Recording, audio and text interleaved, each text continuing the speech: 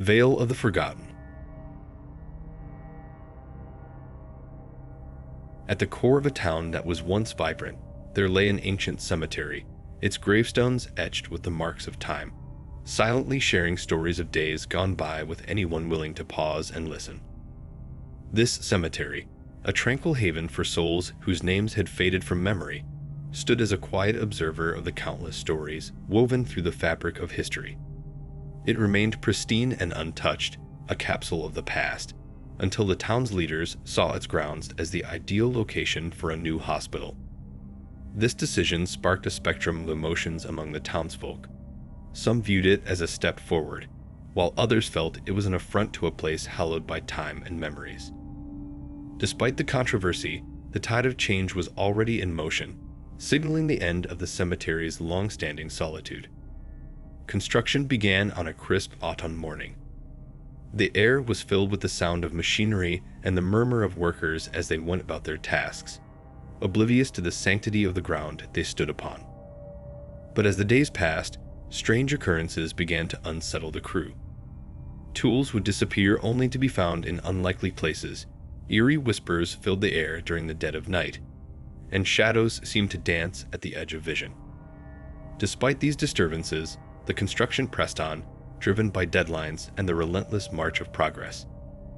The foundation of the hospital was laid over the heart of the cemetery, where the oldest graves had resided. It was during this phase that the workers unearthed an ancient crypt sealed for centuries. The foreman, driven by curiosity and an unspoken fear of what they had disturbed, ordered the crypt to be opened. Inside, they found not only the remnants of the dead, but a small, intricately carved box made of a dark, unidentifiable wood. The box was adorned with symbols that none recognized, pulsing with an unseen energy. That night, the atmosphere around the construction site changed. The air grew heavier, charged with a palpable tension that seeped into the bones of every worker. Whispered warnings from the town's elders, once dismissed as superstitions, now echoed in the minds of the crew with terrifying clarity. They had awakened something ancient, something that had been resting beneath the earth, untouched and unbothered, until now. As the hospital neared completion, incidents around the site escalated. Patients who were admitted during the early opening reported seeing figures in the corridors, figures that vanished when approached. Medical equipment malfunctioned in inexplicable ways, and the hospital's electrical systems flickered with a life of their own. The staff tried to rationalize these occurrences, blaming them on technical glitches or the stress of working in a new environment. But deep down, they knew that the ground upon which the hospital stood was not just earth and stone. It was a realm between the living and the dead. The final touch to the hospital was the installation of a grand mirror in the main lobby, a mirror that had once adorned the entrance of the crypt. It was said to be a portal, a gateway between worlds, though such tales were dismissed as mere legends. But in the hospital's reflection, one could see not just the hustle and bustle of doctors and patients, but shadows of those who had once walked the grounds when they were still a cemetery, their faces twisted in expressions of sorrow and rage. On a stormy night, when the winds howled like the cries of the forgotten, the power in the hospital flickered and went out. In the darkness, the line between the past and the present blurred, and the hospital became a beacon, calling to the souls that had been disturbed. As the emergency lights hummed to life, they revealed not the modern hospital corridors, but the ancient paths of the cemetery, tombstones standing where hospital beds should be, the air filled with the scent of earth and decay. The staff and patients found themselves trapped in a night that seemed to stretch into eternity, their modern world replaced by the shadowy realm of the dead. And in the heart of the hospital, the mirror glowed with an unholy light, its surface no longer reflecting the world of the living, but a vision of the cemetery as it had once been, teeming with the souls of the disturbed dead, their eyes fixed upon the living, hungry for retribution. As dawn broke, the vision faded, and the hospital returned to the world of the living. But the boundary had been breached, the veil between life and death irrevocably thinned. The hospital stood as a monument not to healing, but to the eternal presence of those who had been disturbed, a constant reminder that some grounds are sacred for a reason, and that some doors, once opened, can never be closed again. And in the mirror, if one looked closely enough, in the faint light of dawn, one could still see the faint outlines of the cemetery and hear the whispers of the dead, a chilling reminder of the night when two worlds collided and the living learned the true meaning of fear. The unseen journey. In the heart of a bustling city, where the shadows of skyscrapers stretched far and the constant hum of life filled the air, there lay a peculiar anomaly. A park that seemed to exist outside the relentless march of time. This sanctuary of peace wasn't celebrated for its verdant landscapes or the ancient trees that carried whispers of history in their leaves. Instead, its notoriety stemmed from something quite out of place in the modern world: a carousel. Old and neglected, with its paint chipping away and its structure creaking with every turn, it spun not by the wonders of technology, but by the invisible hands of a bygone era. Urban legends didn't speak of haunting ghosts, but of an emotional residue, a tempest of souls' echoes left behind by those who had once delighted in its circular journey. Into this scene stepped Alex, a protagonist whose feet were firmly planted in the realm of the tangible and the real. A rational urban explorer, Alex laughed off tales of the supernatural as mere stories for the easily duped. Driven by a blend of curiosity and a desire to debunk, Alex ventured into the park one evening, armed with a camera and a shield of skepticism, drawn irresistibly to the enigmatic carousel under the surreal light of a full moon. As midnight struck, the air grew inexplicably colder, and the carousel began to move with an eerie grace untouched by any mortal hand.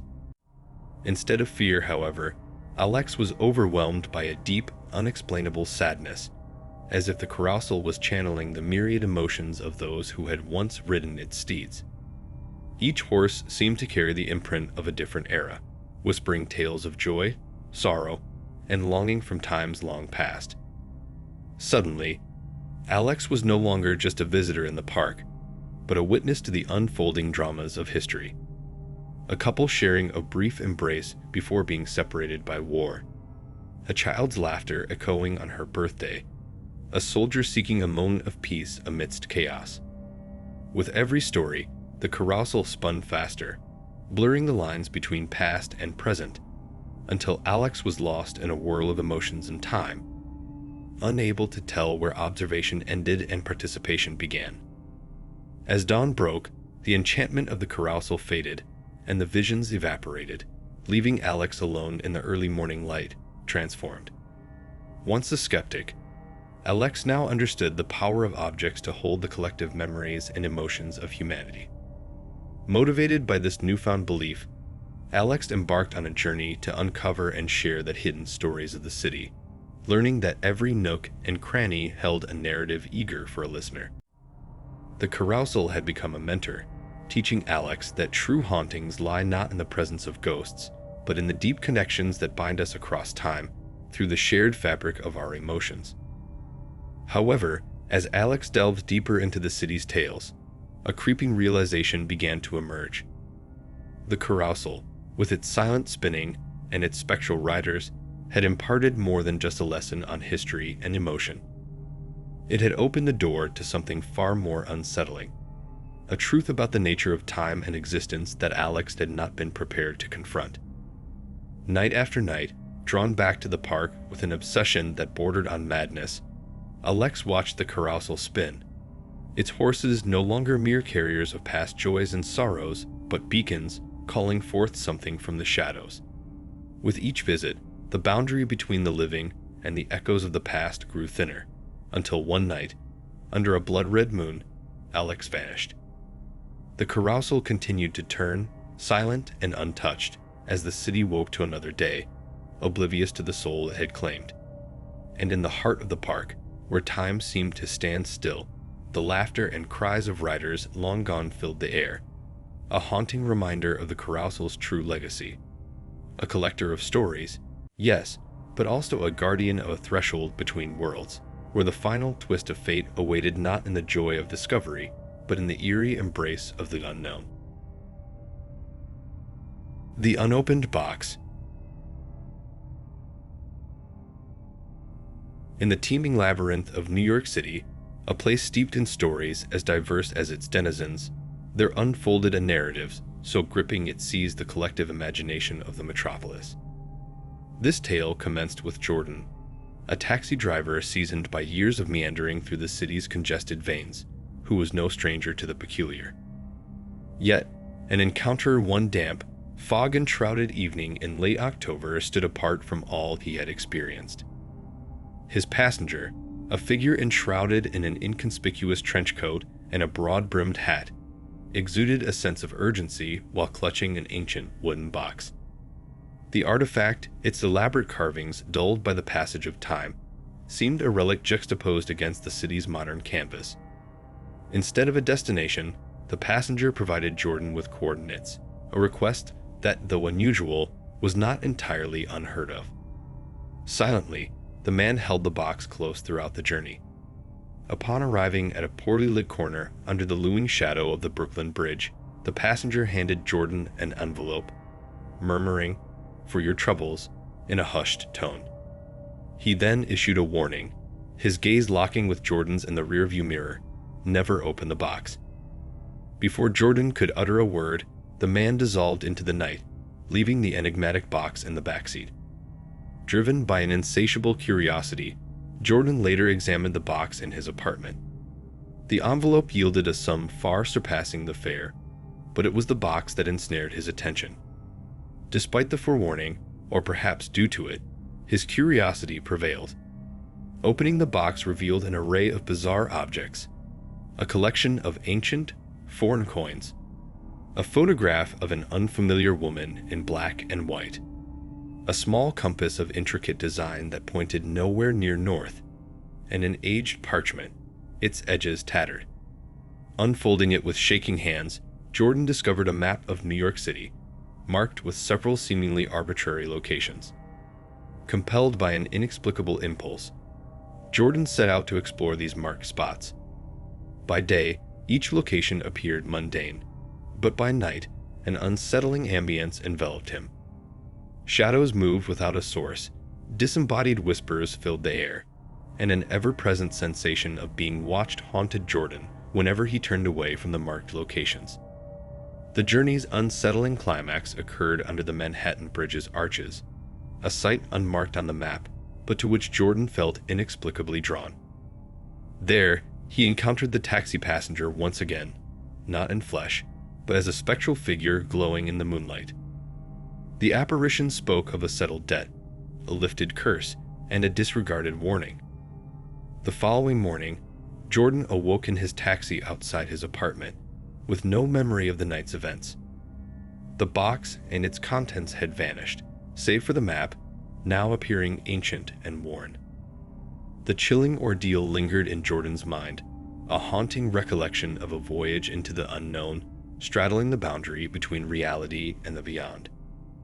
While some dismissed Jordan's account as mere fantasy, it became a legend among the city's taxi drivers, a chilling testament to the mysterious forces that occasionally cross our paths, leaving their mark. Jordan's life continued, forever altered by the night's events, perpetually on the lookout for the city's concealed mysteries, a silent sentinel of the tales that lie hidden beneath the veneer of the mundane. Yet, the story took a darker turn. Passengers whispered glimpses of Jordan's ghostly passenger in the rearview mirror, always in the dead of night, under the same dim streetlights of New York. These tales, shared in hushed tones, speak of a spectral figure that watches, waits, and sometimes reaches out with a chilling touch that lingers long after the journey ends. Jordan himself, it said, drives on, a man changed, forever caught in a thin veil between our world and the one that whispers from the shadows, a realm where the opened box serves as a portal, never to be closed again. As the shadows lengthen and our tales come to an end, remember, the darkness hides many secrets. If you dare to uncover more, like, share, and subscribe for whispers from beyond. Sleep tight, for who knows what watches in the night.